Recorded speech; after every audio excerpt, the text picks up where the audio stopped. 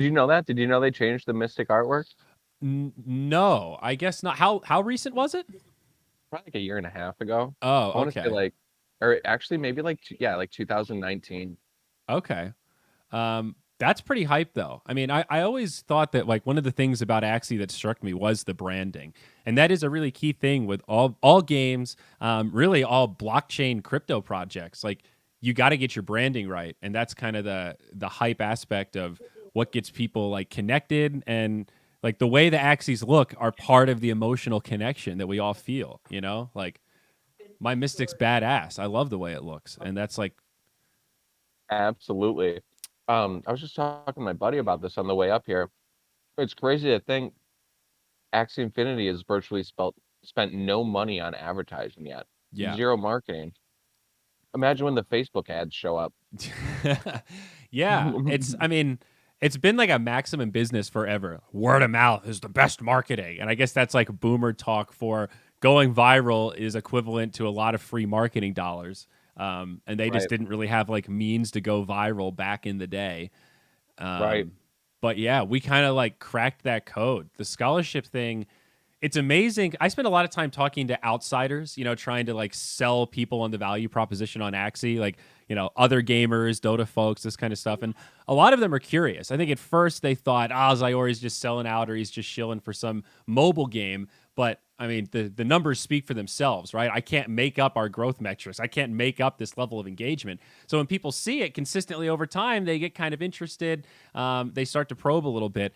And once you like have that first conversation and define what scholarships are, you can see the wheels turning and they kind of go, holy shit, that's so simple, but it's so genius. And you go, yeah, you're just giving people an uncollateralized loan. And because the system is structured such that it's safe, like my Axies are on my wallet, even if you have the password to my account to log in and play, or you have access through a QR code, that's the growth machine, man. That you can, if you think about comparing it to any other financial instrument, this ability to create an uncollateralized loan and let people grind it back, and then they can get, you know, a positive ROI within 1 or 2 months. That's pretty amazing. That doesn't really exist. And then it's fun on top of that. Like you stack all these layers and you go, oh, holy shit. We did we did crack a code of some sort. We figured it out. Oh, Absolutely. it's amazing to witness, Absolutely. dude. It's fantastic. Um, and to your point, to your friends that were questioning what you're doing, I think you got in perfect timing, just enough time to tell everyone I told you so, because I think you're going to be doing a lot of that.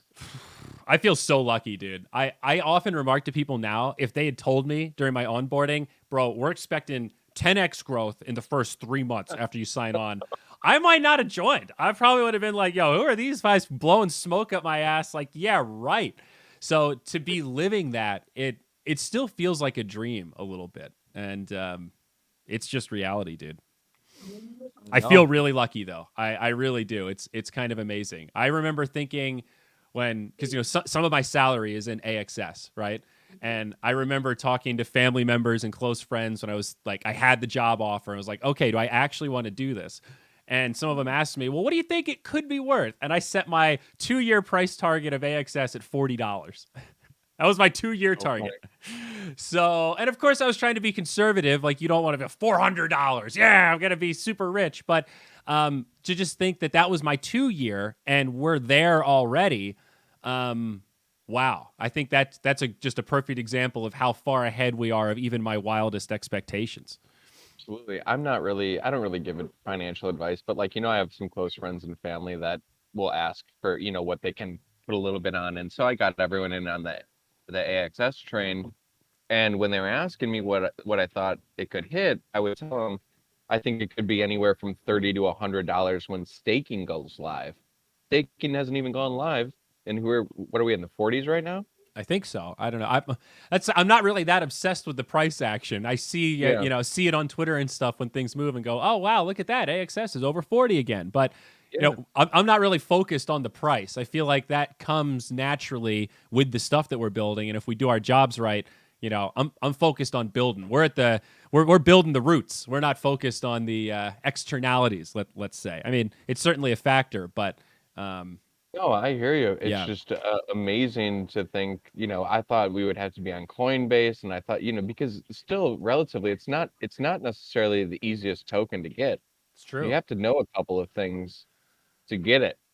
Um, and so, yeah, I don't know, dude. It's like every day is like a dream Yeah. because I I mean, don't know where we're going next. correct me if I'm wrong, but I think if I understand properly, part of the value of like Uniswap, Sushi Swap, our future decks that'll be on Ronin is that the centralized exchanges like Coinbase, they have a power dynamic. Like they know listing a coin gives millions of new users access. That's likely to pump the coin. So they're super slow and methodical about what they list, but they also make money off of charging people for listings, right? So that's like a whole issue of, is it worth it for us to pay $1 million to be listed on some giant exchange when you sort of just feel like eventually the market pressure is going to be there that they're missing out if we're not listed on Dude, their exchange because that's users want exactly it? what I said. I said that to my buddy not 20 minutes ago. I was like, I'm surprised it's not on there, but at the same time, like if they're going to want to charge for it, that's not going to work out.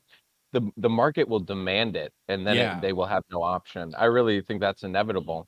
And I just, by the way, I Um, threw that $1 million number out of thin air. I have no yeah, idea, full disclosure. I have no idea what it costs or what those, I'm not involved in any of those conversations. But yeah, there's definitely some issues from the like decentralized world we want to live in and the centralized nature of these big exchanges. Reconciling that interface can be a little tricky at times.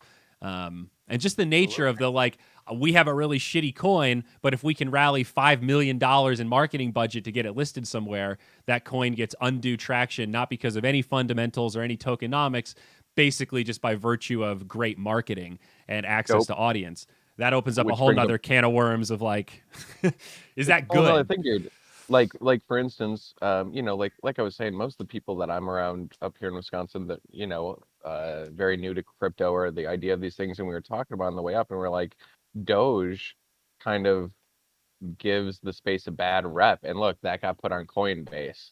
And then people Yeah. are like, well, what does Dogecoin do? And people are like, well, nothing. But, they might make utility for it, but like it just kind of takes away from the seriousness and the potential that a lot of these tokens do have, I think, sometimes.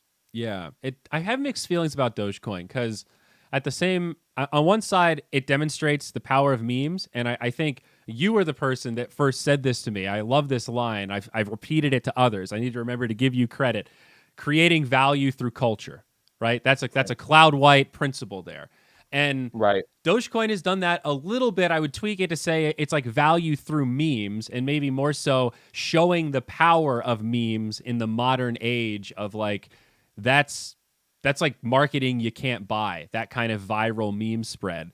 And is it good or bad? I don't know. It's a pretty cool experiment of like that power, but overall I'm kind of inclined to agree. I like things that do stuff, and it's cool that Doge is a giant $1 billion meme, but like it's a little ridiculous. I wouldn't recommend anyone buy If it. ever becomes $1 million meme, I will have a personal problem with it. So, Yeah, but I mean, you you know, might know better than I do because you've launched other tokens, right? I mean, you've got. You're gonna have to give me the breakdown again because I'll admit yeah, I can't remember. You've got Cream and Coke, right? Those are two different tokens that do yeah. different things, and there might be another one that I'm also Yeah, forgetting. there's one more rough love potion. I made this kind of a Yes. parody token to the name change from small love potion to smooth love potion. But no, my journey started with Coke, and really it actually started before that, just in theory. Like when I entered the NFT space, I had never purchased crypto. I wasn't really a whale. So during that kind of first hype cycle of NFTs in 2017, 2018, I didn't really have a lot of money to buy expensive NFT assets. And I always felt kind of left out, like, oh, like it would be great to just even own a piece of that, you Hmm. know? And so I was waiting for someone to come along to build a platform that could fractionalize NFTs, and Niftex did that. And when they did it, we saw a couple of Axies get sharded. The Amagogenesis, am I saying Mm. it right?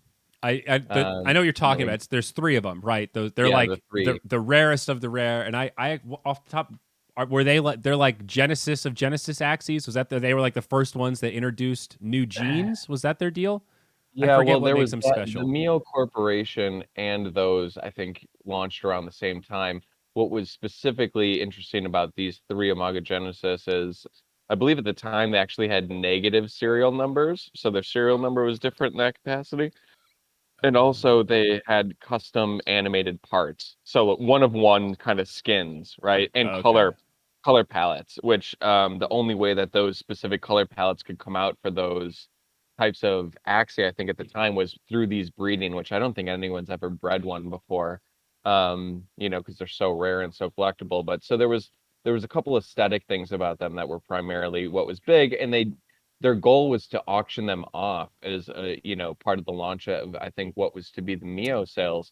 What was Uh, actually really gross was at the time I think they went for like 6 Ethereum. Like something real. I think well, and just isn't something ridiculously small. isn't there a story around one of them that's like concluded recently? Like, didn't one of them get sharded, and then somebody has just recently bought back all the shards and reassembled it? Yeah. Um, So both Coco and Gabby both sharded uh, each of theirs. I think there might have been some co-ownership going on there. I'm not sure if others did. gotcha. But yeah, Coco, I believe, got his back. And I think Gabby's is still sharded, if I remember correctly. Wow. So, which brings me back to the beginning of this story. That was great for me in theory because I was like, this is great. I was never able to own something like this. And now I can own a piece of it. And I was like, how can I kind of participate in this world and also press the boundaries of the culture of our game? Because that's always been my big thing. Community and building a strong culture has been really important to my efforts with Axie Infinity. So I thought, we saw a couple people coming out and trying to fractionalize other mystics and stuff, and there wasn't really great success with that. And so I thought, why not try to take something that's limited, but not really super rare, and create value through culture? So that's kind of where this concept came from, this idea that you can create value, right? So Cocaine Cowboy started out, we fractionalized them into 10,000 shards, and we held that first Axie art contest centered on Cocaine Cowboy, where if you participated, Uh, any submission actually got you a piece of the Axie at the time because the community was so small that I could afford to do that. And we went on to end up having three Cocaine Cowboy contests. I now only own 1,000 of the 10,000 shards. The rest, the other 9,000, are distributed damn. throughout the community for as a reward for participating in the contest. And I think, I like to think it's fueled this whole art culture, subculture, to a certain extent within our community. We see now Bryson just did a art contest. Mm-hmm. I think Arctic is in the middle of Yep, an art contest as well. I think so.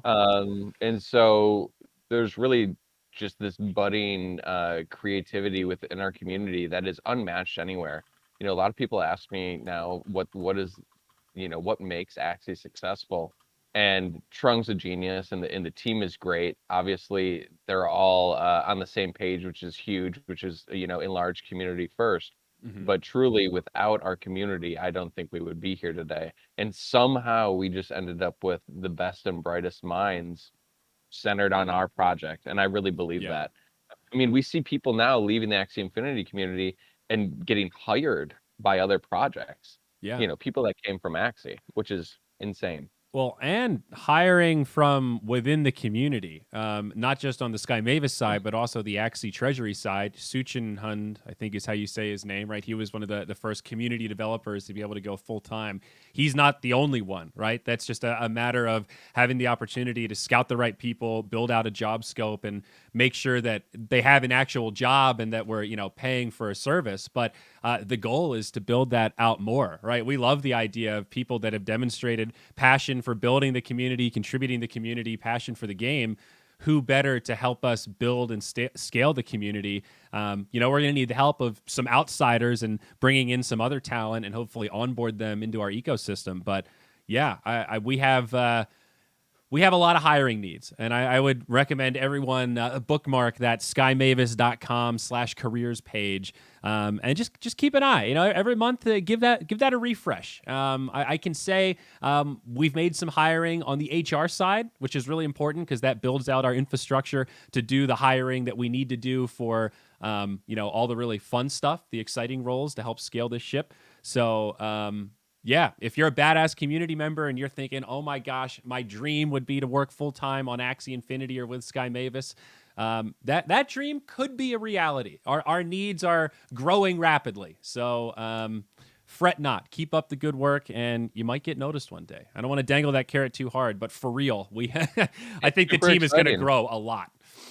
And quite frankly, I think that companies within this space need to be aggressive on their hiring because, to be blunt, what happened with me and working within the space as far as for anyone is I ended up finding my own success. NFTs are a great pathway for entrepreneurs. And, if you don't catch people before they find their own success, it's going to be hard to convince them to come work for you for 40 hours on a salary when they're making more on a single trade in Yeah, an afternoon. yeah, no, So totally. people really need to be a little bit more aggressive than they are right now, I think. Yeah. Not just Sky Mavis, but the whole, people that really are taking the space seriously because people are getting gobbled up or, like I said, being put in a position where they don't have to be beholden to anyone or a Totally. company. No, we've experienced that, and it's totally natural, right? It's like an idea of motivation, but when you're creating so much value in the space, people benefit from it, and that changes the dynamic of, I don't want to grind 60 hours a week for a salary, like you said, the same way I would have if the old bank account was a little bit lower. So it is Right. definitely a challenge. And just in crypto in general, like there's a demand for Solidity devs. There are more Huge, projects and great huge. ideas than there are people to build them right now. So like Yep. we need builders. I keep telling people, if you want to learn computer science, if you're like a budding student but you can't afford university, start grinding some of those Solidity tutorials. Start working on some side projects. Come up with a little meme coin that you can launch on your own on your little test net just to get a feel for how it works. Right? You don't have to do it on mainnet. There's a lot of test nets out there. Get over on Ropsten, see what's going on. Seriously, huge demand and huge money to pay for good talent. So get out there, folks. We need you. We need your help to build the empire. We need a lot of workers. We need a lot of builders. So especially the Solidity thing, so such a high demand. Yeah. Um, it's really is crazy. Yeah. So yeah, no, Coke was the beginning of that journey. And then I learned recently that like it was the most traded fractionalized asset on the Niftex platform in Whoa. terms of total trade volume. Um, I'm so that was fascinated by that because one of the questions I've been asking people that are coming on, like Coco was kind enough to sell me my Mystic, and I certainly would not have been able to get one at the market floor when I did if Coco hadn't helped me out. So I'll be eternally grateful. And for that dynamic, I feel weird selling it. I would only ever sell it for some sort of like if it was starting a fund for something or like we're gonna buy a house or we're gonna like if it was some sort of investment vehicle for a larger project.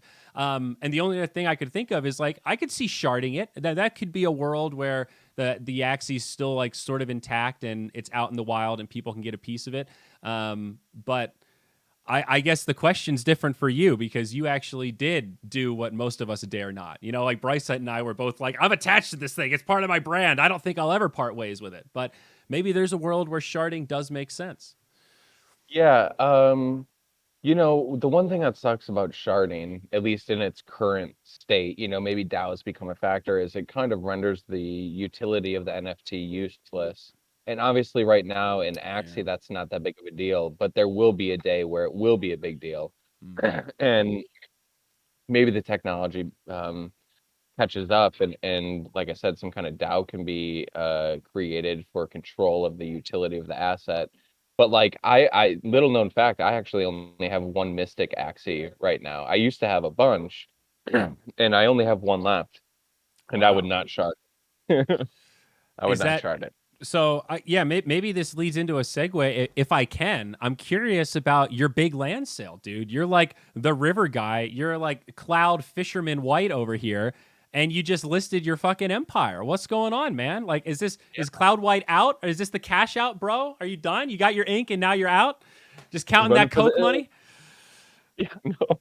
Uh, Actually, I purchased those river plots with the intent of selling them when we got to a stage like this because So I you knew have they would other increase. land. Have you listed all Oh, of your land, or just? not Oh, at all, okay, not at all. I see. I have. I'm the second largest individual landholder in the game, I think. So, Oh, uh, shit, I didn't even know who I was so talking to. God damn, that's yeah, no, whew. no, I think I'm still at about 660 plots. Okay. Wow. All right. So you're good. So You got plenty of soil I'm to okay. till. Okay. I'm okay.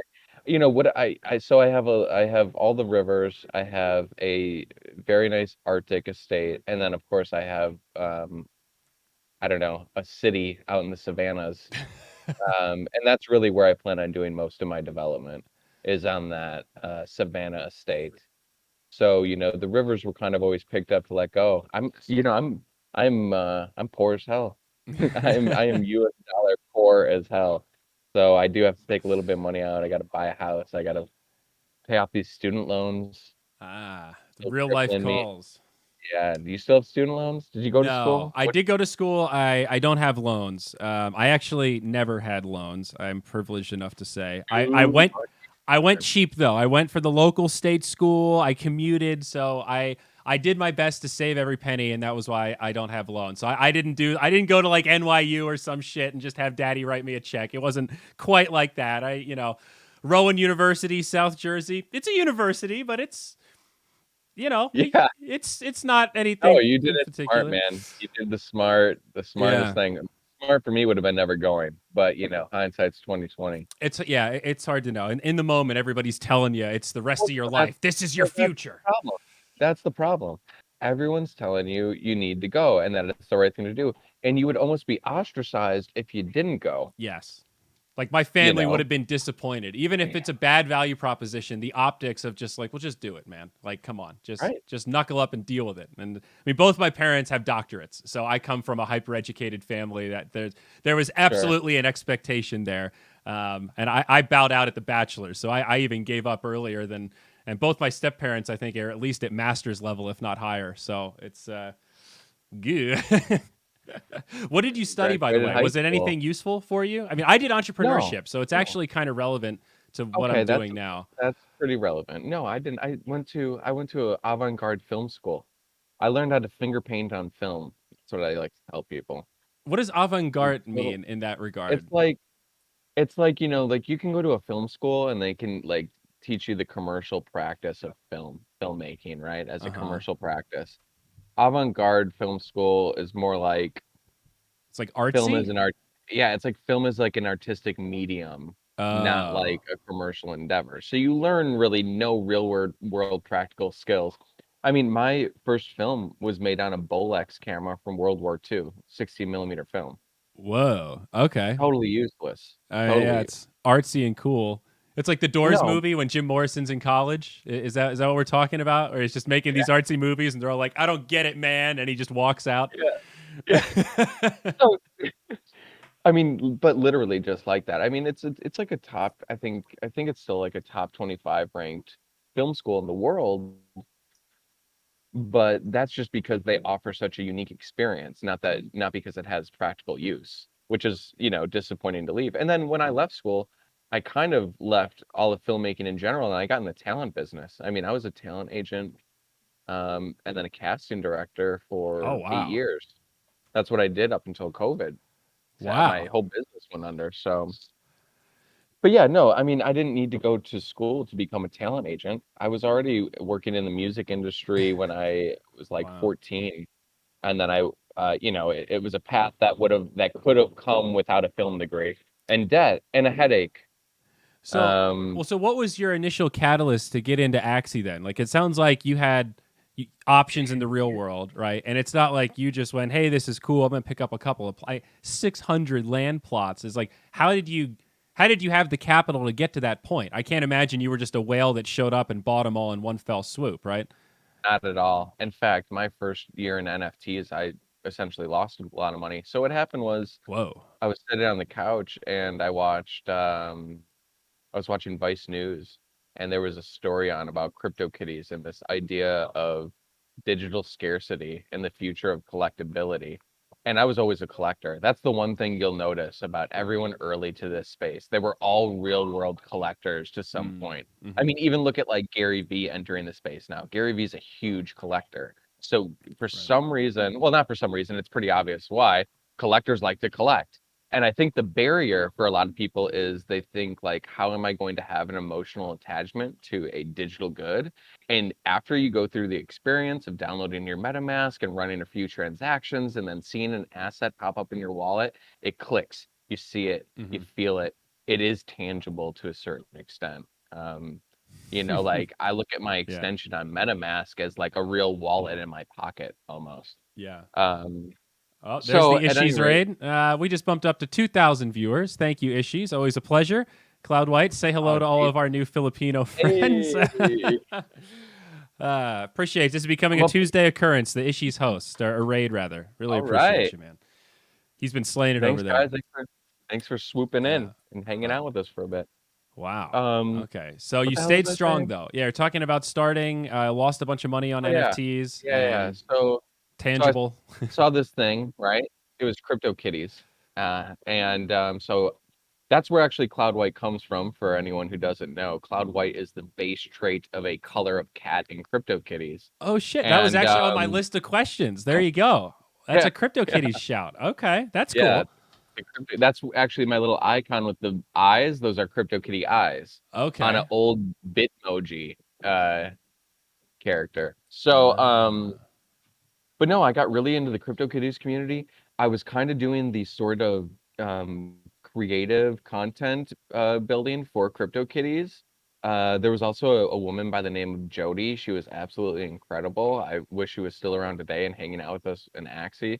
But there was this really big movement to really build a strong community around CryptoKitties, and I have no problem today saying that they totally shit the bed, and it looks like they're shitting the bed now on NBA Top Shot too. But Wait, at any rate, oh, yeah. I don't know as much about NBA Top Shot, but yeah, yeah. it's So hype. at any rate, the companies really, I mean, to this day, I guess CryptoKitties is still floundering around, and there's still diehards and there's still people that participate, and maybe they have a space in this space in the future to some extent. I'm sure that they will. There'll be some hype like CryptoKitties resurgence, I'm sure. And but at any rate, the development was moved away from that project, and really you could tell that their focus was being put on developing, NBA Top Shots. That's great. That's what they had to do. But it left the community hungry, and as we all know now, that's where Jiho and Trung and Psych Out and Masamoon and everyone met was within the CryptoKitties community. So for me, I kind of was like, tempted by all of these other projects that were coming out, sort of like Hmm. right now in this cycle, we're seeing all these NFT projects coming out. None of these are, 99% of these aren't going to survive. They're all going to go to shit. And there Yeah. was a lot of that kind of thing still going on, in 2018. And Axie Infinity came out and they were like, we're going to do this, but we're going to do it right. We're going to do it better. And honestly, I just never looked back. I started Yeah. buying into Axie Infinity during the first Mio sale, and then the second Mio sale, and then January 2019 was the land sale.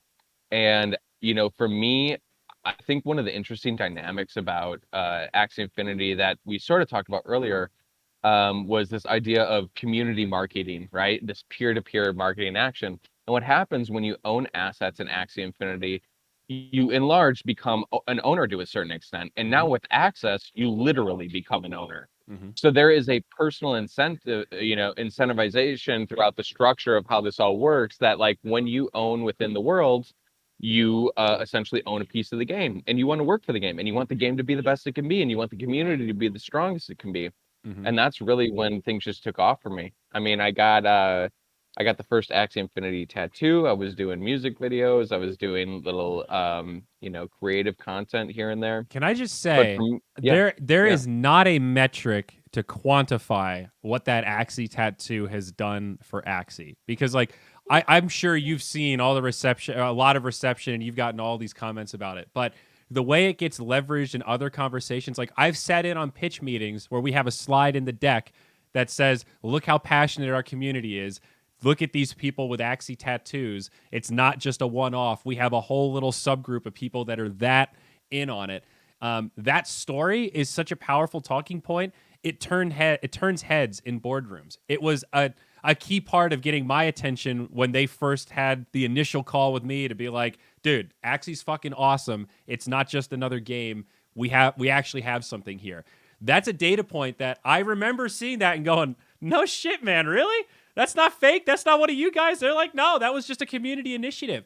That's powerful, man. That's like qualitative in a way that it's a wow factor, and the fact that it was like unsolicited like quadruples the wow factor. And yeah. I know you've gotten So some shout interesting. outs, but mega shout out, dude. Giga shout out on that one. Yeah. I mean, I had heard similar stories to what you just said. When I initially got it, I can't remember now if it was end of 2018 or beginning of 2019. But when I got it, I remember them saying like, "Yo, we bring this to board meetings and people's heads turn." And now with the cream program, which is the fractionalization of that axis that I got tattooed on my back, Mm-hmm. we hand out fractions of that Axie to those that continue to get tattoos, which just exploded in the Philippines, and now everyone has Axie tattoos. I was actually talking to the artist Kevin Abash the other day. I was telling him the whole cream story. How one sec. Can you hear me still? Yep. I was telling him how I got, the tattoo, and then how we started the cream program, and how this whole thing was exploding, and people were getting the liquidity pool when people were initially getting the tattoos a couple months back. People were making their entire salary by getting this tattoo and changing their lives. Really, like Axie literally has changed so many people's lives. And Kevin was like, he was like, "Man, you need to get this story published somewhere." I was like, "I know, I've been trying to get a hold of the people like Coinbase for months now." And he was like, CoinDesk. He was like, "CoinDesk, you need to get a hold of the New Yorker. This is like, way bigger than that." Yeah, I mean, it actually is, and it's an interesting story that outsiders can relate to as well. Like, you don't have to understand cryptocurrency or Ethereum to like understand that. Damn, that dude got a tattoo of that thing. He must really care about it. I'm curious to read about this individual's passion. Like, that's a story that translates beyond just blockchain hype and technical stuff.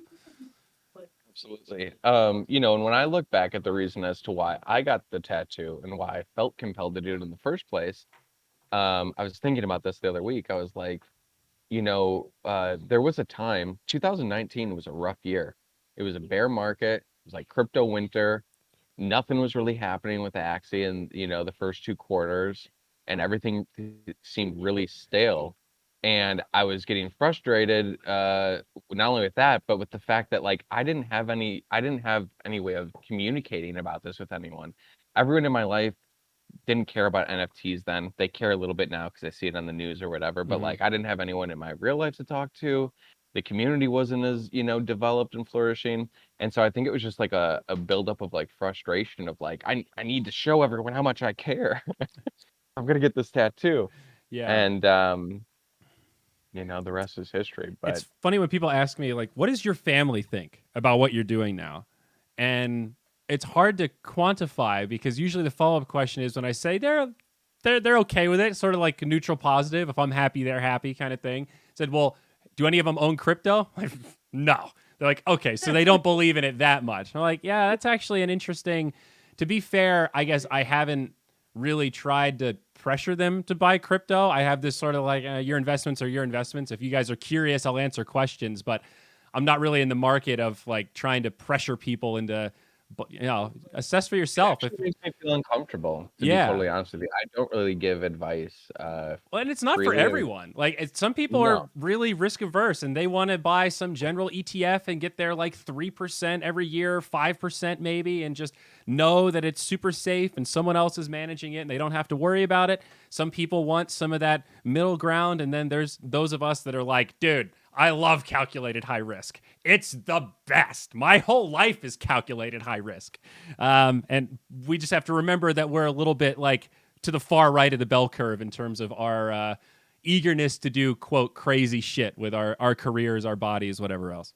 Well, what I realized a long time ago too was like I'm not like if I'm gonna go down this road and I'm gonna put everything into it, I'm not interested in a 2, 3, 4, 5% return. Like I'm trying to do something Yeah. life changing. And when we talk about the money that I spent initially, like yeah, I think I have like 800 something crypto kitties that I probably can't even sell for the cost of that it was to mint. Wow. You didn't exit on um, crypto kitties? You just held all of them straight through? yeah, I just held all of them straight through. Wow. And so I guess I didn't really technically lose any money yet, but it was, Ethereum was more expensive during, that bull run until we went into the crypto winter. When I first started buying Ethereum, it was like $1,100. And if I bought a cat for like point 0.2, point 0.3, that was a nice chunk of change. And obviously Ethereum's way higher now, but at the time, that was a lot of money. I was building my casting business, and then to make sure I was covering bills and everything, I was serving at nighttime. And then I would come home Damn. and I would put that serving money right into the bank and buy Ethereum with it. Just putting literally everything into it that I had. And then obviously I got lucky during 2019. When you can buy Ethereum at 90 some dollars, $100, $200 compared to where it is today, obviously that's where the ground gets Yeah. made up. But no, when we talk about high risk, yeah, that was a high risk. You know, in retrospect, it was high risk, but that's the thing about Axie, man. It's crazy. Like it's never seemed anything but obvious to me that it's just going to succeed. Like Yeah. just right away, like I got it. I was like, this is it, and hang on tight. There is something oddly infectious about it. Um, and I've observed that not just myself, but from the people that I've onboarded that were also skeptical. And most of them have that like, if you give me like a scholar account to play on, I'll try it. But I'm not gonna lie, dude, I'm definitely not gonna buy any. And 2 weeks later, they're like, hey, do you think this one's a good deal? Hey, how about this one? Is this a good deal? It's just like, I see what's happened here, and I feel you because the exact same thing happened to me. I went, I'm never going to get into breeding. It's too complicated, too expensive. And this was like, 3 or 4 months ago when it was even cheaper and easier. Like, I just want to focus all on Arena. I'm going to buy this really great meta comp and I'm just going to play this into the ground. And then that got a little boring. And the more I bred, the more I realized this is awesome. I'm building an empire. I'm gambling a little bit. I'm making a little bit of money. I'm expanding the team comps that I can play with. I'm building out these VIP scholarships to give to other like Dota pros and people that I want to try to bring into the space. And ultimately, like I'm just having fun. Like I'm hatching 8 eggs in about 8 hours tonight, and I'm legitimately looking forward to it. It's a dopamine hit for sure. Well, it absolutely is. And I'd also like to point out something that you sort of just mentioned without mentioning it, which is that there's so many ways to play this game. Like for me, for a year and a half, the game was just talking in Discord and surfing the market. I mean, you can turn surfing the market into a game, which is literally what I did for all of 2019, building my land estates. Mhm. That was the game for me. I would go wait for prices, try to negotiate things, try to build my empire without, even being able to build on it yet. It was just that was the game. Breeding is a game. It's one facet of how you can play the game. Arena is a facet of how you can play the game. Land play will be a facet of how you can play the game. So there's Mhm. going to be, the game is so multi-dimensional. When I think of like the game, it's not just quote the game, you know? Yes, totally. and it's really a universe, and it is going to be forever expanding. It feels really small right now because we're still in alpha and we have a couple major releases in the pipeline. But once that foundation's out, and then we can start like building the land SDK, and then there's this whole third party environment, and then also the first party environment that we'll continue to build out. It gets really interesting, for sure. And one of the interesting aspects about blockchain that I've realized, and not just unique to gaming and NFTs, but also DeFi and some of the other protocols and the DEX, is everything's open source, so everything can be easily copy and pasted. You can just take Pancake Swap and go, boom, we're Ape Swap now. We're just going to tweak these numbers. We got bananas instead of pancakes. Easy peasy. And that is, By the way, do you have your CyberCon yet? I do not, but Bro, um, don't but miss the boat. yeah, fair enough. Um, fuck, Coco ain't playing around. I lost my train of thought now. Where was I going Sorry. with that? What was I just saying right before that? Damn We're it. talking about Oh, I hate that. bananas. Oh yeah, so everything's easy to copy and paste. There's a duality there. There's a good side and a bad side. The bad side is like there's a bajillion clones. Some of them are just rug pulls. A lot of them are scams, and it makes it a little hard to tell the legit ones from the fake ones because like everyone just copies the leader. You know, Uniswap's the leader, and then everybody just copies it and builds their own. But that also, the good side is it lets us innovate really fast because we don't have all these independent black boxes that have to keep reinventing the wheel. Everything's out there and transparent, so everybody can easily just build on top of everyone else's work. Little shitty from like an old school IP perspective where you know, nobody really owns anything. We're all just contributing to the greater good, but amazing from kind of a new age, like, yeah, we're all just contributing to the greater good. And if we all buy into the ecosystem, we're all benefiting by growing the ecosystem. And it just feels like a more holistic kind of community driven, decentralized effort that is actually worth building upon. Now, all that said, the one thing you can't copy and paste is time. Like the more time I spend in this space, and the older I get, perhaps, the more I realize time is actually the only resource of everything else is on another layer. Time is at the base of it all. You can't control it, you can't stop it, you can slow it down, and most importantly, you can't copy it. So what Axie's economy has built over the last, 3.5 years of this organic community growth that started and survived a bear market, you can't copy and paste that. You can take our tokenomics and our game and reskin it and do something else, but we're still 3.5 years of that economic growth. And as you know, there were some dark spots in that organic bear market growth. And getting over that is what really builds those strong bonds and why people are attached to Axie and don't just jump ship for the next hyped up NFT game that's going to have a little short-term gain. What is beautiful about what you just said, though, it's kind of poetic actually, is, yeah, Axie survived, right? This crypto winter, this bear market, and now here they are kind of leading or like keeping us from going back into a total bear market. I mean, I don't know what people's definitions are of bear and bull, but things definitely cooled down, and it's like Axie just kept pumping. There is no more bear market for Axie. I guess so. Yeah. At this I mean, point, what has been bearish about it?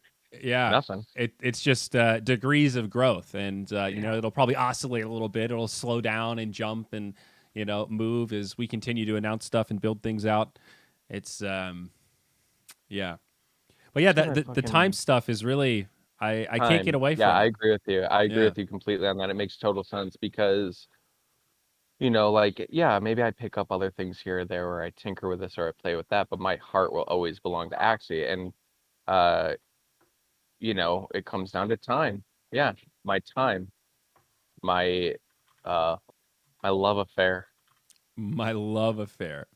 Um, what worries you right now? What are you scared of? Like, does anything, all these arrows are pointing towards Axie succeeding.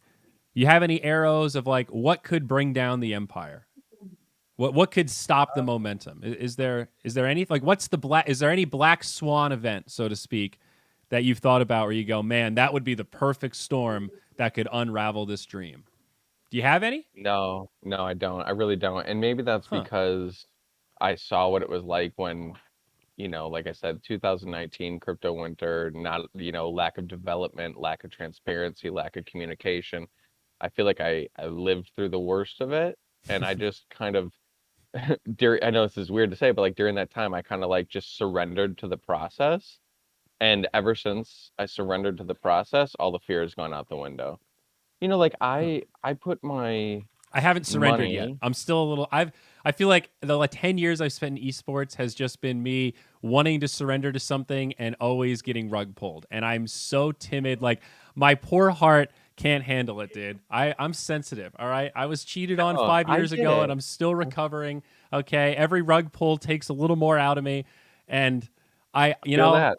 all arrows are I pointing feel that. towards like Sky Mavis is the future, my future. I couldn't be more happy. But it's like when you open Yeah, your heart up to love, you expose something, and it's just a little scary. It's hard to open yourself up like that. if it actually didn't work out, that'd probably ruin me. It'd ruin my so just psychologically, Me not too. even like I'm getting financially. yeah. I'd be like, I can't believe in anything anymore. No, I really am. I'm not afraid of it, and quite frankly, I went into it always investing and always thinking like, well, just aside from financially, I'm happy to have what I have. This Yeah. this this financial uptick and this growth has really just been a bonus. Although it just once again, there's just some things in life that you just see and then you're just like, oh, that's it. And that's like what Axie Infinity was for me. I was just like, oh, that's it. Yeah. And Like instantly, instantly. And the whole land thing, um, the if it's just do a little math, okay? Let's like look at like how many just plots there do are the in math. like the Central Land, right? Uh-huh. Or Sandbox or Are any there a of lot these more? other. I actually have no Oh my idea. God, there's so many more. So then when I look at the Axie Infinity map in 2000, the beginning of 2019, I'm thinking, oh my God, there's like 64,000 playable plots on the entire map. That's insane. Yeah. I mean, just the disparity between price and quantity in these Hmm. different metaverses was insane because at the time, Decentraland plots, the floor was still like 4 or 5 Ethereum with way more plots. And I was like, I think Axie is going to be a better experience overall to begin with. Right. And there's a quarter of the supply. I mean, I just not to blow it up, but like I just sort of did the same thing with this new game coming out called the Crypto Beast. And the team is young, and who knows if it works out. But I just looked at the numbers, and I already got my money out of it because I said, "Oh, these are only zero point 0.1 ETH to mint." I thought, okay, that'll take care of itself. So I already got my money out, and I still own 120 plots. Hmm. I mean, if you just look at it from a numbers play, sometimes I don't know. It Maybe I'm seems. like one of those like retarded savants. Um, like whatever. I I think I understand what you mean though, because some of my investment strategy, like even when I talked, I think it was Arctic that said like I invest in stuff I use, and it was interesting to hear that from somebody who is. I assume done well based on some of the assets that he owns, because that's sort of how I invested in my 20s. And a lot of people made fun of me. Like, I remember when I bought Nintendo stock, they're like, oh, you bought a Switch and you buy Nintendo stock? I'm like, well, I bought a Switch and that opened my eyes to the value proposition to read the numbers. And then I went, oh, this actually looks like it might be a layup. So sort of, but not in the like one-to-one boneheaded way that you're sort of painting it out to be. But you know, like Amazon, Shopify, these kind of like platform, Adobe, these are the sort of stocks that I bought. And it's because these are all platforms I use. I'm like, I know how good Adobe is and I know how egregious their pricing model is. I think the stock's going to do all right, you know? So Re- it I seems wanted to say obvious, this. but I didn't really invest on numbers, let's say. It was like feelings. It was Maybe gut. well, and maybe my math. I say do math and do the numbers, but like clearly, I'm really not doing that much math. I'm Feel the just going like, numbers. That's what oh you mean. yeah. I'm like, yeah, I'm feeling the numbers. I'm like, look at the supply. I think there will be a bigger demand, and if you think there will be a bigger demand, and there's a small supply, maybe it's something to look into. Here's another good example of this. Yeah, Let's just take a look at the origin market, for instance. What's the floor today? 4 or 5 Ethereum?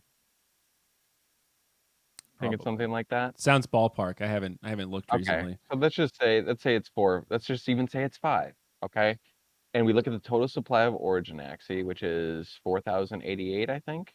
And that's not even including the fact that 1,200-ish of them are mystics. Hmm. Um, So if you subtract that, that leaves you with like really like 3,000 or something that are just actual origins. Okay. And let's Right. just say it's a 5 ETH floor today.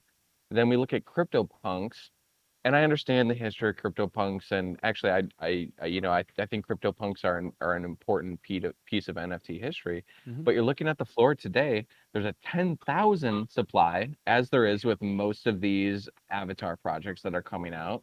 The floor is up to about 34 Ethereum right now. I firmly believe that Origins should have that same exact sort of status, if not more. There's less than half the supply. They have actual utility, and I think that's the piece that is missing for most people. Like they don't realize like Origin are it has been written about are going to have advanced utility within the universe of Axie Infinity. Hmm. The one example so far was that you got to be one of the first beta testers for the initial battle game. So it's going to serve as a ticket or as a pass to experience within this universe. And when you're looking at a supply of only 4,000, like I said, half of the CryptoPunks, there's no reason that I don't see that floor being 10 Yeah. Ethereum. So I will be totally upfront and telling everyone right now, what have I been doing? I've been stacking Origin Axies, Virgins, and I've been stacking WoW tokens. Are you familiar with WoW? Those are the wrapped origin acts. Those are things that five of them make an Axie that has a chance to roll mystics, right? Actually, that is a Axie Origin coin. That's an AOC, which AOC. I was going to ask you earlier. Okay. Did you get that as part of your deal? You should work that into your contract.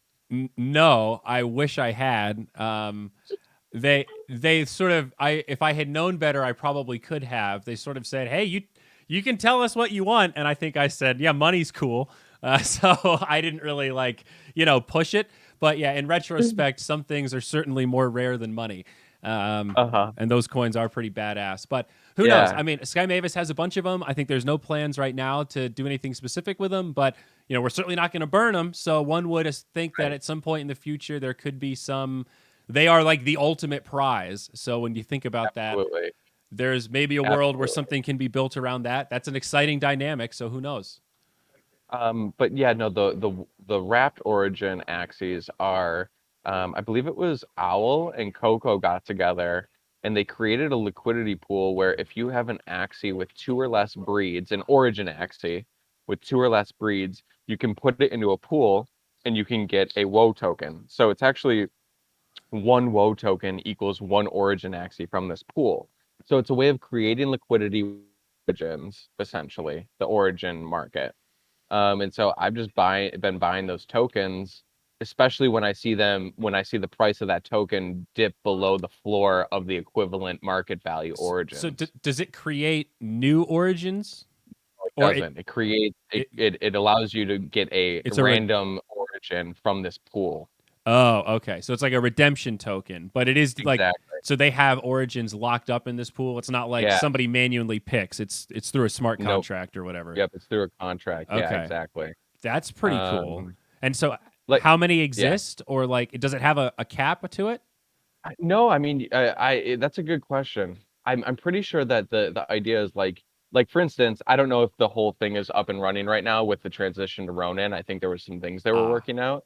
But the idea is like I could take an origin with less than two breeds and put it in the pool and get back a token. Or I can buy a token and then try to redeem, an Axie that's already in the pool as Oh, well. But so I'm it's a pretty sure, two-way street. So people put axes yeah, in, you get axes out. like I said, Oh. it's a way of creating liquidity for the origin market, Very smart. right? Very Yeah. smart. Okay. Damn, these guys are So smart, man. Shit. yeah. That is That's So I brilliant. just I had no idea. yeah, I think I was confusing those two things and thought they were the same token. So yeah. no, those are two things. The WoW is a community initiative. Obviously, AOC is the Yeah. Axie Origin coin Okay. there. Holy dude, you're rocking my world right now. This is amazing. This is an Axie Tuesday class. Every Axie Tuesday, somebody rocks my world, and this is it. You just did it, baby. You should get, dude. I just got my 10th one the other day. I'm holding 10 wrapped Origin Axie right now. Yeah, and so right now the Um, token it's like what 11,000, 12,000. But how many yeah, Ethereum is that? 4 or I think 5. So like it's 4 or 5. so Yeah, okay, you're right. It should be pretty close to the floor for Origin Axes, and when it isn't, exactly, you have an easy arbitrage opportunity because exactly. Damn. And keep an eye on Axies on the market Wow. with two or less breeds as well. I think ultimately, people say like, oh, the breeding number doesn't affect utility of it, which it doesn't as far as we know right now, unless someone creates an experience for that. But ultimately, collectors, they want that unopened pack. They want that crisp kind of Yeah. feeling with their assets. So like I Right. really keep an eye like all the origins that I think I'm holding still are zero breeds. Those are the only ones I wouldn't let go. I Um, I wouldn't be surprised if in the future the breed count is attached to more kind of utility things, like especially in land SDK gameplay. That could be a metric, right? You could have some sliding scale in that little mini game where axes that you use with lower breed counts have stronger stats or some kind of buff or something, right? be faster, right? Yeah, Like there's quicker been travel like speeds and general talk about how cool it'd be if you could release Axies into the wild. Um, what does that look like, or what kind of returns do you get? I have no idea, but I could see a world where a 0 out of 7 breed versus a 7 out of 7 breed has some difference when you release it. Kind of makes sense, right? There's a big difference in value and natural utility left in the Axie. So I wouldn't sleep on it. We don't have that many metrics to differentiate axes with, and breed count is definitely, like you said, one of the most visual ones. That 0 looks real good. It it bums me looks out a real little good. bit that my Mystic's been bred once. I would Dude, love it if she I'm was super completely bummed. pure, but she's not a virgin, Um, and that's fitting. it's sad because I own a Sky Mavis Mystic. That's the last Mystic I have. I traded away all my Mystics What for makes it a Sky land. Mavis Mystic? The eyes are called Sky Oh, Mavis. specifically that. Oh, Yeah, okay, I see. yeah. So I think there's like 30 of them or something. But like, once again, my attraction was like, I want to be as close to owning the game as possible. And as soon as the parent company of Axie or whatever you want to call it came out as Sky Mavis, I was like, that's the one I need. That's I need it. genius. Yeah, that's Um, you're very strategic, my friend. I like that. yeah, thank you. Hey, I was gonna ask you, this was an idea that was floated the other day, and I would love to see this. So, like, I'm not sure how privy you are to the previous breeding events, but we obviously had the two holiday seasons I know where we about had these. Christmas. What was the other one? Okay, yeah, yeah. They were both Christmas Oh. holiday Oh, themed. okay. Yeah. So there was 6 parts originally, and then 6 parts plus the new skin, the frosty body for the Hmm. for the second one, circa 2019. And I love breeding events with with like creating limited skins. In fact, it's the only time that I really breed in Axie Infinity is during breeding events. And we were talking the other day. I would love to see like a POC and an X copy, and like there's all these great NFT artists out there right now. Come into the Axie Infinity world, make a limited skin that can be bred through a limited event, Hmm. and then like the skin on and the artwork on the Axie becomes like collectible as well. Interesting, an art piece. Hmm. That could be interesting. I think the breeding events are really, really cool, and I didn't get it at first, and then someone like explained AK's avatar to me. That's like the full six Frosty, I think that he has, or full six Yeah, yeah. Christmas. I guess it's not. I don't know if it's a Frosty, but that thing's wild. That is. I get it now because it's like limited, and then hard within the limited, and that's really awesome. But we have to be careful about too many incentives with breeding economics. Um, it's a little tricky, and they have to be calibrated right. So I think we're open to it, but it's something that we want to do tactfully and What meaningfully. is what is the concern, because I think I've heard that previously regarding other, breeding event pitches. Because the way I see it, and maybe this is viewed as a negative thing from Yeah. the Axie team, but it does two things. One, market activity goes crazy for about 4 weeks because people are trying Hmm. to buy and the Axies needed with the correct genes and Yeah. parts to then breed these new parts. So there's a flurry of market activity. And then also now with SLP, you see a huge spike in demand for SLP because ultimately people are going to want to breed more than the supply coming, being generated through play to earn. Yeah. So is that viewed as a negative thing to have a So flurry of market activity and a spike in SLP price? negative might be strong, but I think there is something to be said for the market is already really turbulent, and shocks to the market are just shocks to the system in general. And I think in general, the goal is to try to create more stability, not less. So again, it's not like we can't ever do breeding events. It's just I don't necessarily think shocks to the system are a good thing, be it up or down. Up is better than down, but it's still um, it's different from that sort of long-term steady growth that has a little bit more of like an organic grounding to it that is just a little bit more regular. I guess we have no shortage of volatility in the crypto space already. So I guess we want to wield that responsibility very carefully to add in specific, like, hey, we're doing this event and we know it's going to artificially inflate breeding because we obviously make Is it a cut from artificially though, breeding. or is that market demand? Well, it's market demand triggered by like it's artificial in the sense that we're triggering it by saying, "Hey, we're doing this event," so you have like a new incentive of like how often Is do it we do that? You know, that kind of okay? thing. That Fair, part fair. is um Is it any different than Apple launching a new product and the stock skyrocketing? it's definitely different because scholars are not really like stocks. I see what you mean though. I don't know. I guess I would maybe defer slightly and say I'm probably not the best person to ask because I'm not our tokenomics guy. And since I'm stumbling so much here, that's a good thing. I'm the esports creators guy. I'm the guy that shows up when they say, "Hey, you get 1,000 tokens, give them away and make people feel good." I'm that guy. You know, I get Someone else to smarter than us is figuring it out. That's all we need to know. I get to spend the tokens. But no, it's definitely like I have brought it up once since I've come on board of like, hey, how cool would it be to do a breeding event? And I was met with, we can, but it has to be really planned out, specific, and we want to do them carefully and strategically. So that was sort of what I was told, and I've had no shortage of other stuff to focus on since then. We did the video contest, now we're doing this esports grant. Been going through all those proposals, so I haven't really revisited it since then. But that is a cool idea, and especially like eventually, one would assume all 6 parts of the Axie will be used, right, instead of just 4. To me, that screams like a great opportunity to do a meaningful breeding event that is sort of related to a rollout that is like adding more to the game, and you can put some layers on top of that. Um, I mean, and I agree with what you're saying. Like, I don't I think don't they know. should just be done willy-nilly. And they're definitely like if I remember correctly, actually, I think SLP might have even been attached to the last breeding event. And that was one of the reasons that they maybe decided to try it out. I can't remember Mm, though. I could have sworn 2019. I mean, they must have because Play to Earn was happening in fall of 2019. yeah. Holidays came up. So it must have been attached to that.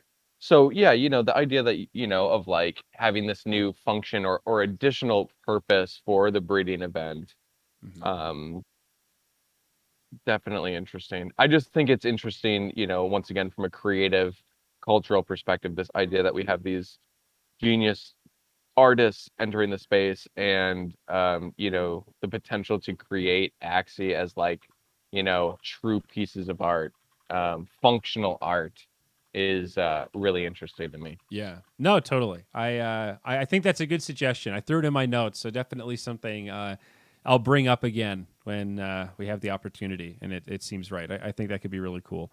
Breeding is very fun, and having new incentives to breed cool combos.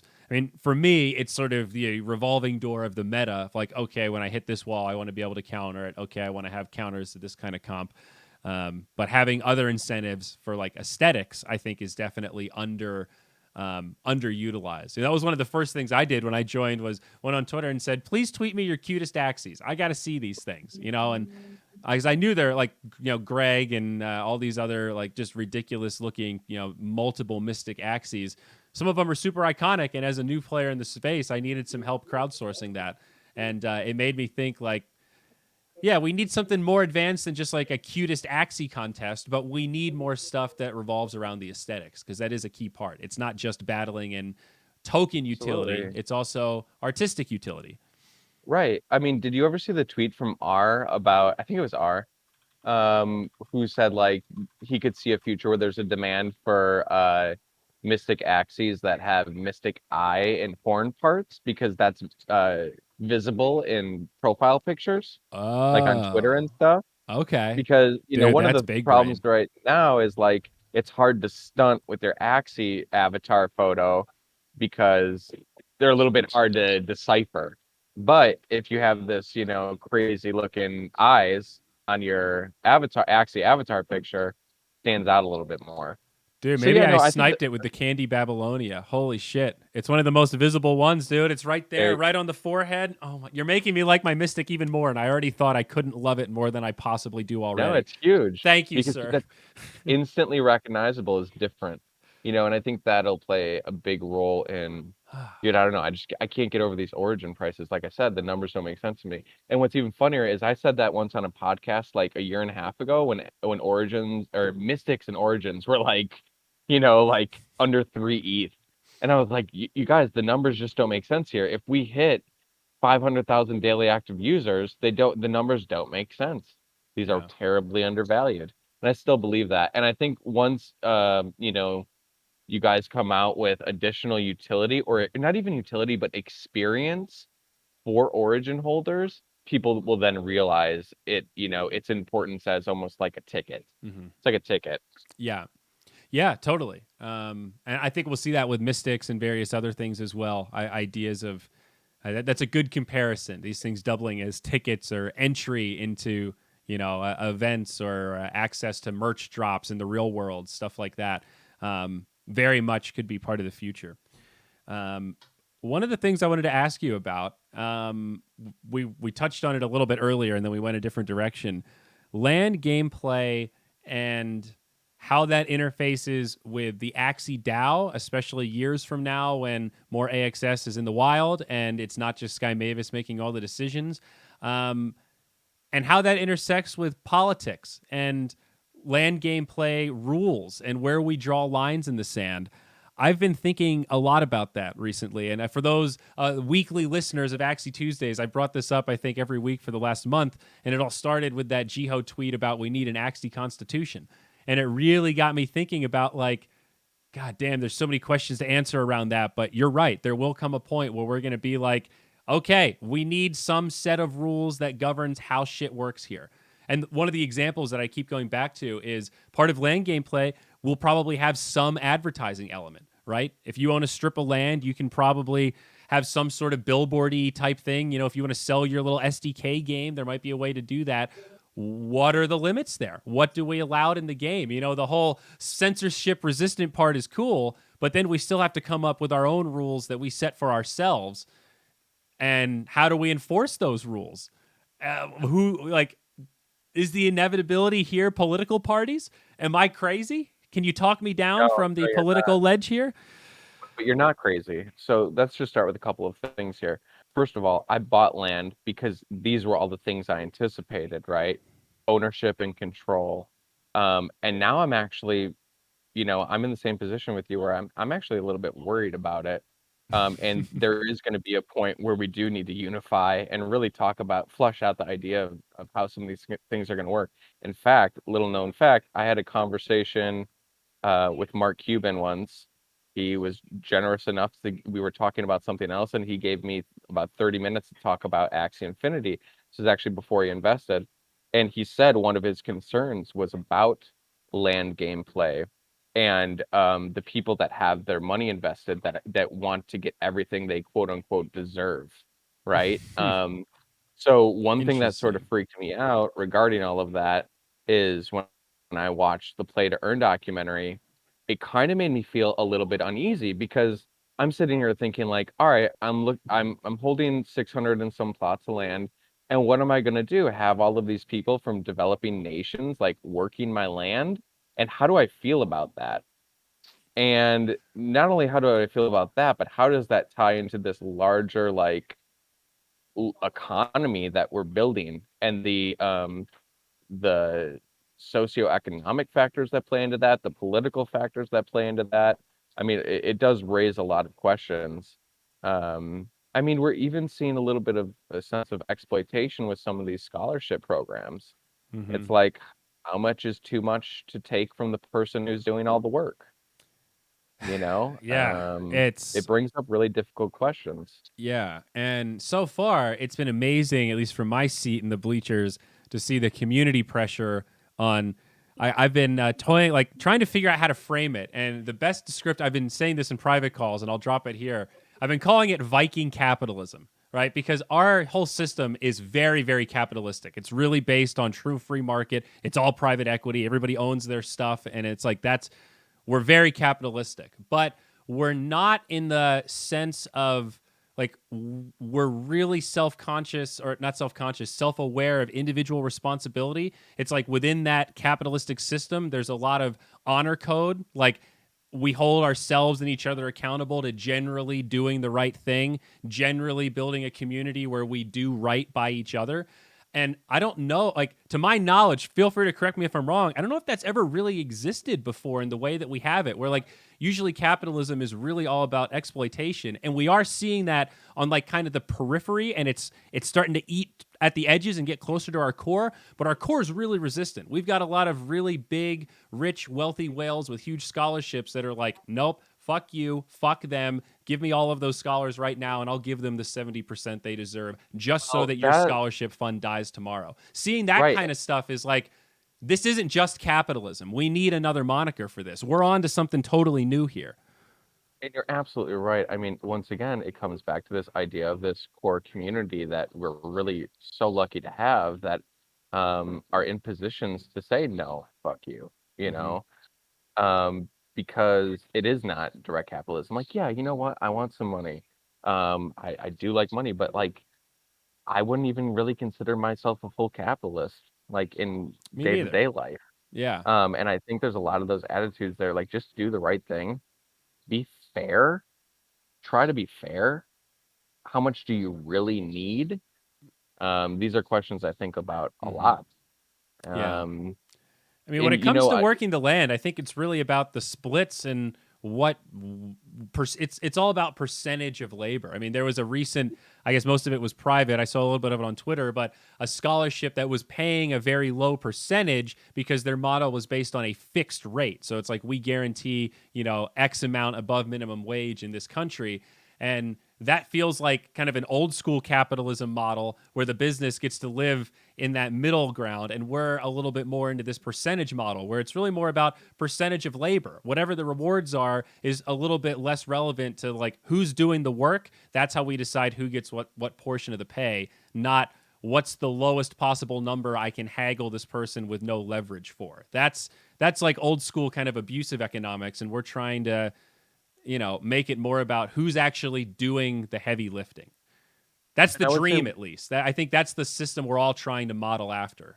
yeah, and I would say that maybe one of the smartest decisions that Axie Infinity made was to not continue selling the other three quadrants of the map right away Mhm. because honestly, I think Yeah, there was such a passionate community at the time that they would have all been bought out, and then there would have been a smaller diversity of holdings of land. totally, Like hundred when I percent. look at new NFT projects, the number one metric I actually look at is, the number of holders that are holding that NFT. And from what I've found, 2,500 seems to be a good benchmark on these 10,000 ones. And then like once you get into like the 4,000, 4,500 range, like that's a really good number. That means like, on average, people are only holding one or two of the NFTs, and there's a huge demand and a good holding. So I would rather see a large number of holders Hmm. than anything else, Oh, really. absolutely. Yeah, I mean, And so the so, land, once again, it's good that they yeah. didn't, that those other three quadrants aren't sold. I mean, last night was having a conversation with a potential Sky Mavis hire that said, "Okay, all right, this sounds cool, but what happens if the governance stuff actually becomes really big and relevant, and then a really big rich person, billionaire, wants to come in and just buy all the votes?" It's like, yeah, that is a little scary, but there's also like an interesting game theory that kicks in of who's providing the liquidity for that sale. And there's a point where like the pricing of the market starts to catch up there where yeah, sure, maybe some people will cash out, but if the value skyrockets, that motivates a lot of people to hold because they see the value increasing and go, whoa, if I can get this gain now, what kind of gain can I get X months from now? So is it possible for, like, the more relevant and important AXS becomes, the harder it is for whales to come in later and just buy up the whole economy? But yeah, I think that is a legitimate fear of, like, how do we structure this thing to make it as decentralized as possible? There's always going to be whales. There's always going to be people that have a disproportionate share relative to other people. That's free market at a certain point, but we can still build a system that has some constraints and gamification to it. That's part of AXS going into the treasury from breeding, not being burned. A lot of that's going to get put back into the ecosystem, right? Staking's part of it, but esports, creator contests, all these things. If AXS are votes in the ecosystem, that's part of esports. It's not just winning money. You're winning votes that you can also turn into money if you need to, but it's getting votes in the hands of people that aren't just whales coming in, but actually give a shit. If you're winning tournaments, you're definitely dedicated and you definitely give a shit. And we're proud to give you those votes in return for that. That's a really cool dynamic of this system. You know, to something that you said earlier, I think we've really been blessed with the whales that have come into our ecosystem that understand this idea of the greater good for the community.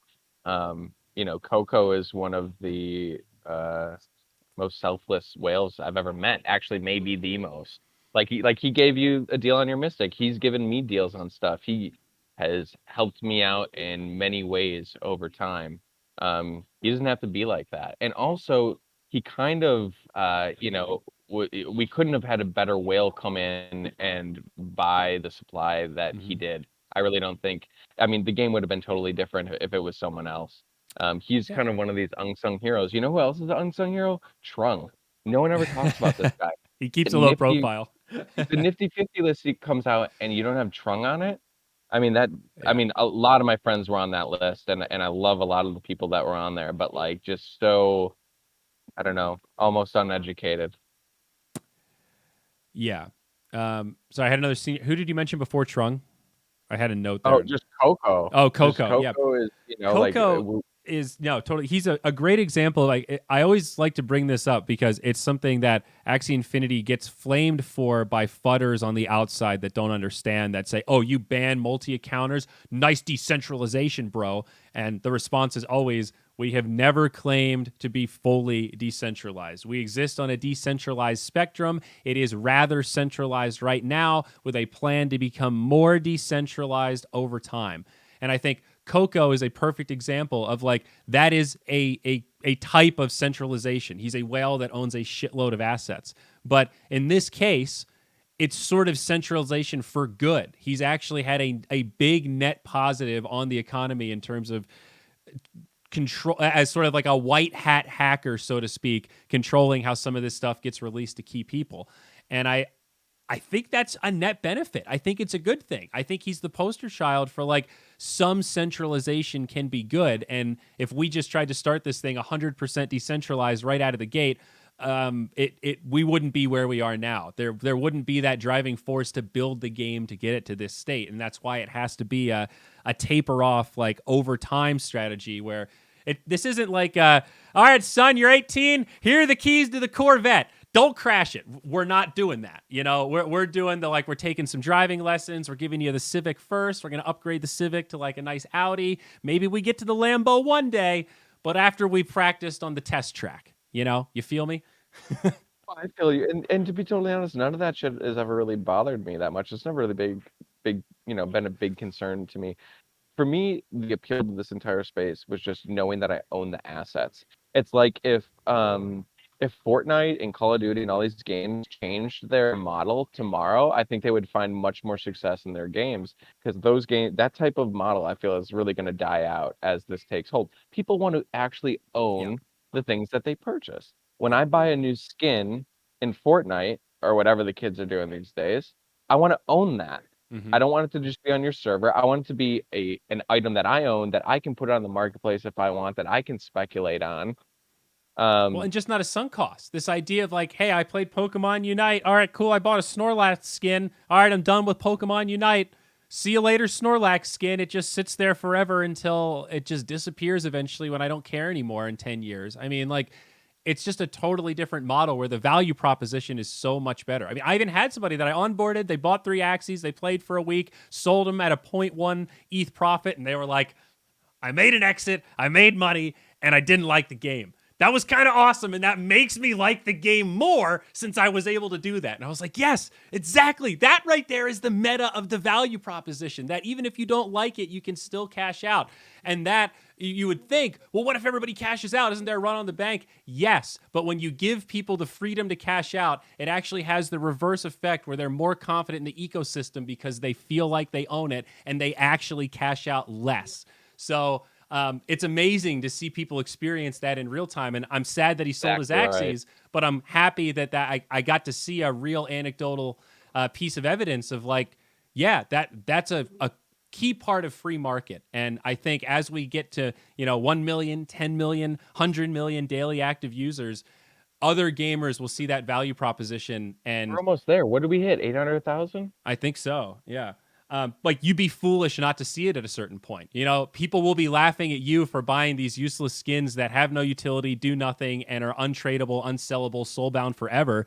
When you could be playing a game that, yeah, sure, we ain't League of Legends. I'll give you that. It's a different style of game, but it's just such a different value proposition. If you like card games at all, how could you not be drawn into this? If you like collecting or this breeding, whatever kind of gameplay you want to call that, how could you not be in on this? I Breeding love is what you still said. profitable. Oh, absolutely. I love what you said about this kind of reverse psychology that takes place. Like, like he's like, oh, I sold it and it was liquid and I got my money out and I made a profit. I like it even more.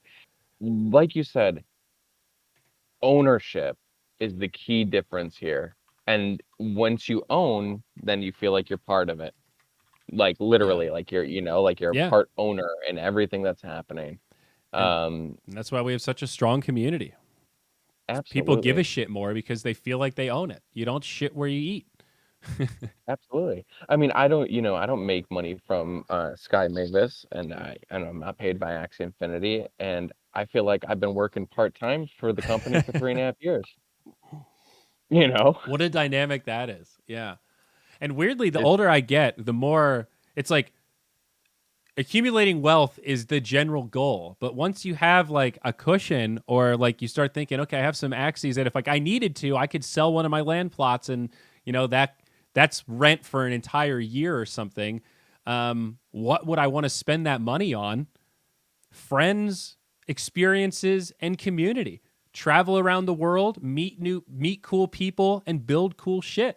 Fundamentally, I just want better, stronger, more connected community. And that's hard to find these days. I think a lot of millennials struggle with especially with lockdown, like, are dating apps really the future of dating? Like, how do you meet people these days? How do I make new friends? Now that I've spent 2 years sitting inside, how do I get back out there and start socializing with strangers? Some days I wish I could just buy community, and I love our global community, but I don't have a big one here locally in Colorado. And yeah, it's it, just, which- yeah. it reminds me, did you get your Axie retreat tickets? I did not.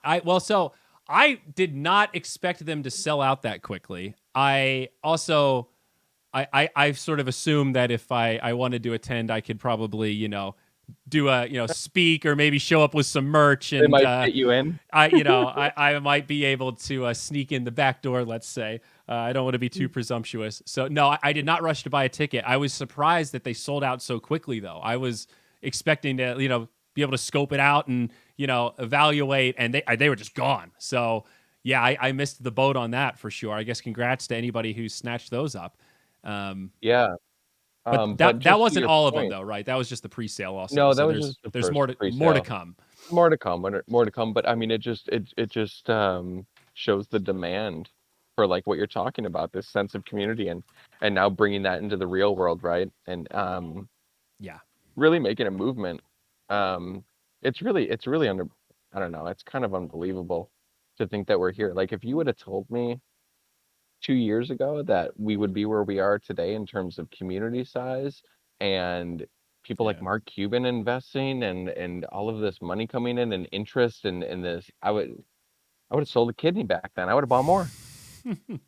Yeah, no, it's staggering. Ultimately, I feel super lucky. As you said at the beginning of this, to go full circle, I feel lucky to have gotten in when I did. And this is going to sound a little cheesy, but kind of like I tweeted earlier, I feel lucky to be a part of something that fucking matters, man. Like a lot of my time in esports, this is going to get a little bit real. Like, and my time in esports, you got to do some ethically questionable shit. When I look back at my track record being CEO of Moonduck for 5 years, I sold like 750K worth of sponsorships, something like that.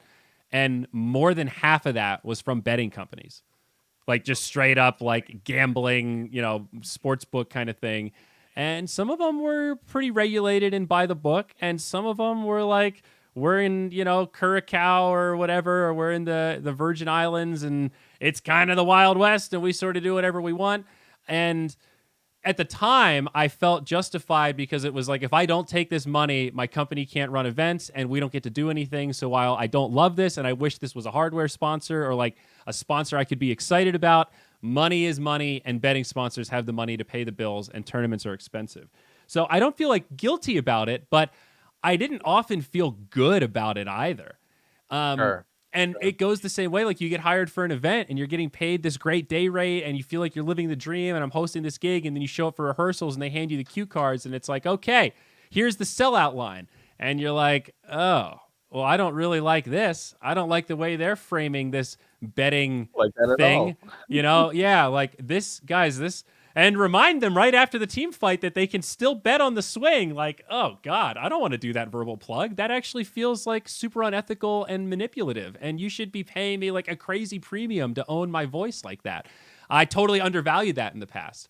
So not that like I regret my time in esports, but it kind of sucked having that duality. And as I was getting towards the end, before I found this Sky Mavis path, I was asking myself, what is my future? What's going to be my next job? Like, do I want to do sales? No. Do I want to work for a game dev where the goal is just to sell a bunch of useless skins? Like, I kind of probed to get a job at Mobile Legends, Bang Bang. And after like thinking about it, I was like, I don't think I want to do this. This is just like kind of sucking money from people for no real value. It's soulless. I totally could have gotten a job at a betting company and helped them min-max their ads to betting viewers and stuff and make $100,000 a year. But like, is that fulfilling at the end of the day? Do I feel good about that? No, fuck And no. you make a really good point about there's a lot of feel good stories within the Axie community. In fact, I'm trying to think of any negative ones, and I really am having a hard time. I mean, outside of this very, very minimal exploitation that we're seeing with some of these scholarship programs, and those are small. I think that's important to remind everyone. The majority are doing the ethical and the right thing. I mean, there's just the whole universe is filled with feel good stories. I mean, people are buying houses and shit, and Yeah. their lives are changing. Yeah. Cars, Yeah. um, It's just starting businesses. It's like, even if we fall short, I just love that our company's goal and stated mission is to enable our players. What we're trying to do is create platforms that create opportunities and allow people to rise up, right? To give people that don't have the tools to have the tools to get connected and build a nest egg, to break out of the mold that they were born in. That's like awesome, powerful stuff. And to what degree do we achieve that goal? We'll find out. But I just love that that's what we're working towards. We have a noble mission compared to a lot of other companies that I could have worked for, let's say. And that Absolutely. just, every day I wake up and feel lucky that I get to build something that has a purpose and fucking matters, man. It's really motivating. Dude, I'm trying to bring this into the real world. So one of the reasons I want to make this sale is there's a village just north, about 35, 45 minutes away from Milwaukee, north. It's called Random Lake, Wisconsin. Very small village, not a lot going on. The downtown hasn't been really developed.